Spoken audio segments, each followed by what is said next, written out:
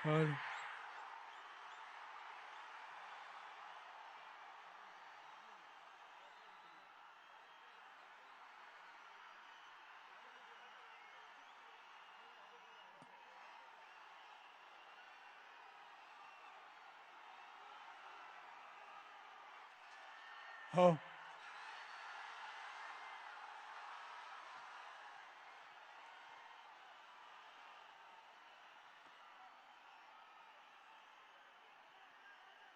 Sir, come up better.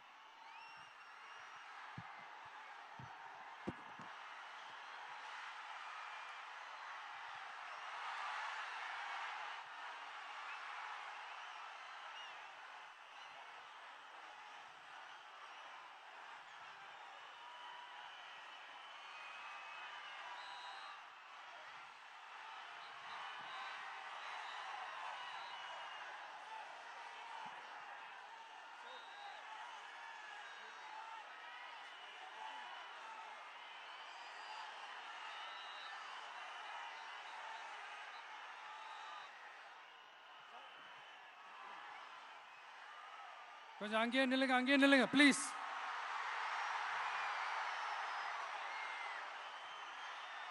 கொஞ்சம் அமைதியா நான் பேசுறத கொஞ்சம் கேளுங்க ப்ளீஸ்.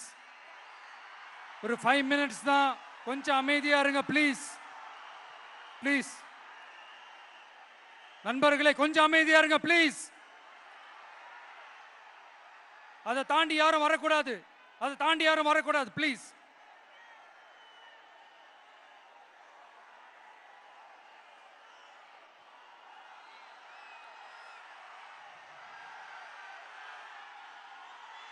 என் நெஞ்சில் குடியிருக்கும்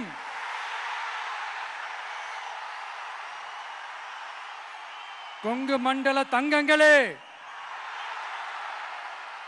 திருப்பூர் பகுதி மக்களே, உங்கள் அனைவருக்கும் என்னுடைய வணக்கம்.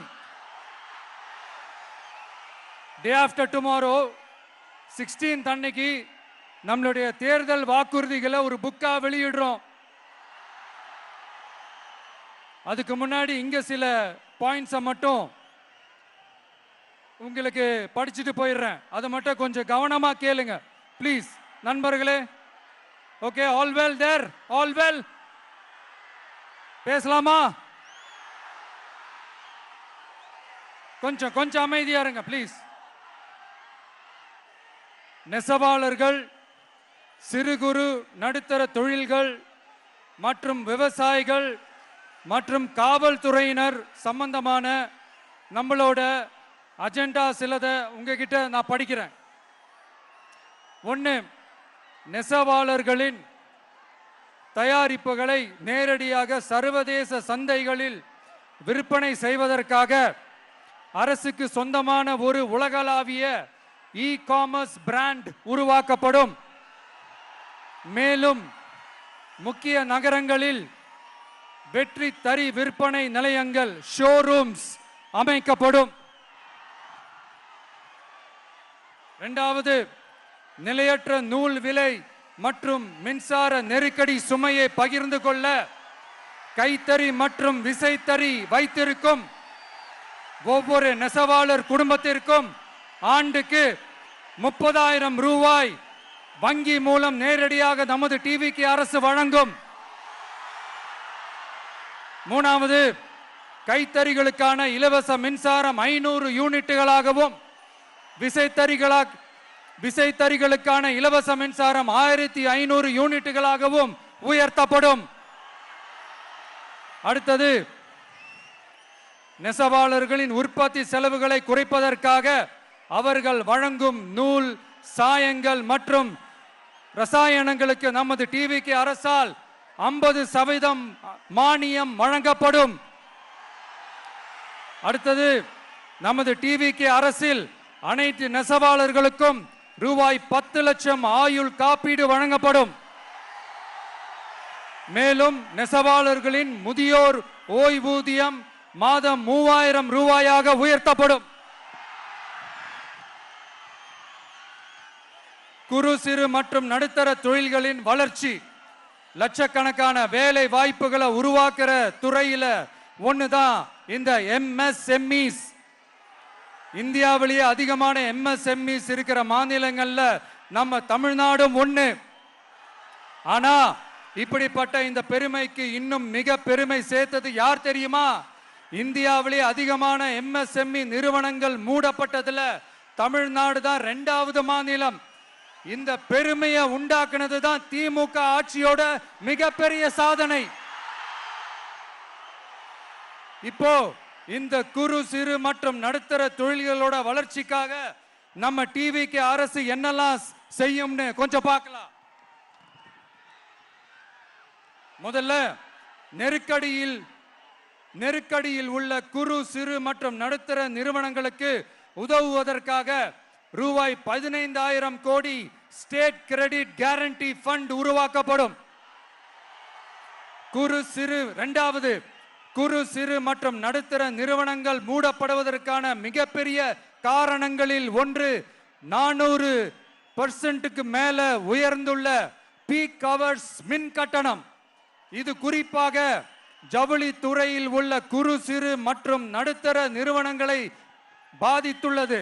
டிவிகே குறு சிறு மற்றும் நடுத்தர நிறுவனங்களுக்கான MSMEs இந்த பீக் ஹவர்ஸ் மின் கட்டணத்தை நமது டிவிகே அரசு நிறுத்தி வைக்கும்.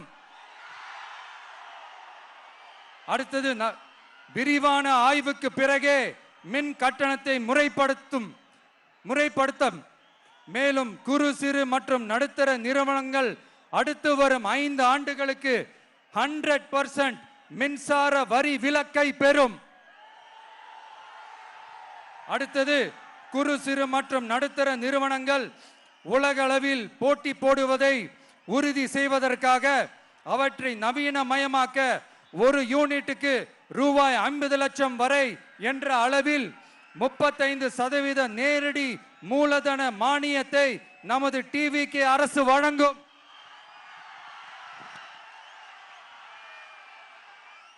அடுத்து, நம்ம எல்லாருக்கும் சோறு போடுற நம்ம தெய்வங்களான விவசாயிகளுக்கான அஜெண்டா கொஞ்சம் படிப்போமா?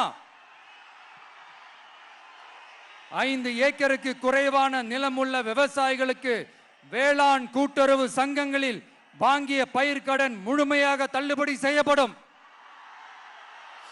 5 ஏக்கருக்கு மேல் உள்ள விவசாயிகளுக்கு 50% தள்ளுபடி செய்யப்படும். அடுத்தது, குறைந்தபட்ச ஆதரவு விலைக்கு MSP சட்டப்பூர்வ உத்தரவாதம் வழங்கப்படும். நெல்லுக்கு ஒரு குவிண்டாலுக்கு 3,500 ரூபாயும் கரும்புக்கு டன் ஒன்றுக்கு 4,500 ரூபாயும் வழங்கப்படும்.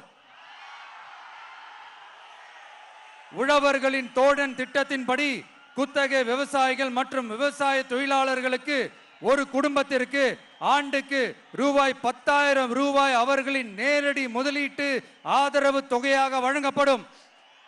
100% பயிர் காப்பீட்டு திட்டத்தின்படி பயிர் பாதுகாப்பு உறுதி செய்யப்படும்.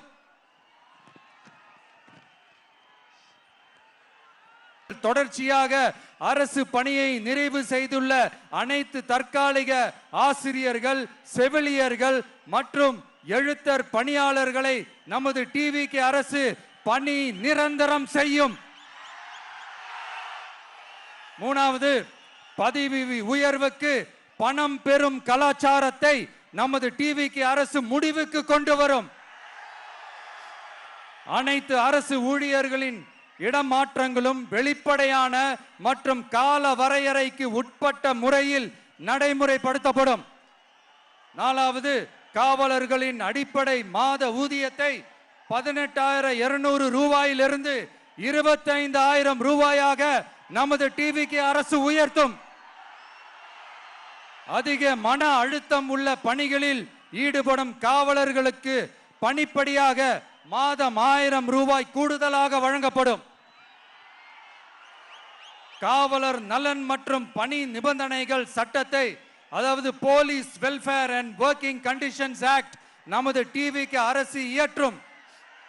அச்சட்டத்தின்படி காவலர்களின் பணி நேரங்கள் முறைப்படுத்தப்படும்.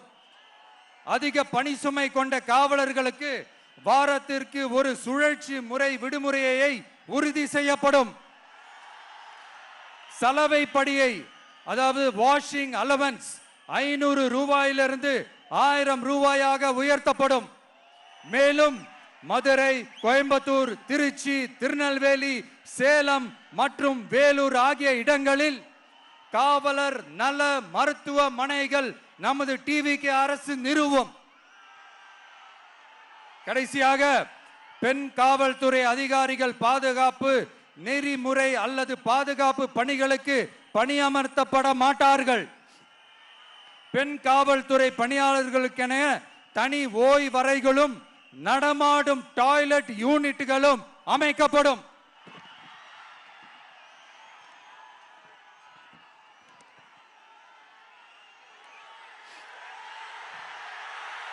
நீங்க எல்லாரும் இந்த விஜய 100% நம்பலாம். நான் உங்களுக்காக மட்டும்தான் வந்திருக்கிறேன். உங்களுக்காக நன்றி கடன் செலுத்துறதுக்காக மட்டும்தான் வந்திருக்கிறேன். பொய் வாக்குறுதிகள் கொடுத்து நான் உங்களை ஏமாத்த மாட்டேன்.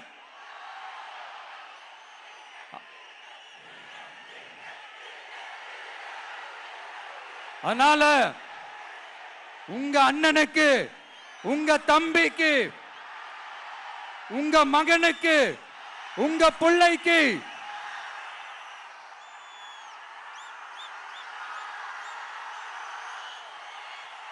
ஒரே ஒரு வாய்ப்பு கொடுங்க. தயவு செஞ்சு விசில் சின்னத்துக்கு ஓட்டு போடுங்க. இது ஒரு விசில் புரட்சி தேர்தலா இருக்கணும். கான்பிடென்டா இருங்க. நல்லதே நடக்கும். வெற்றி நிச்சயம், வெற்றி நிச்சயம், வெற்றி நிச்சயம்.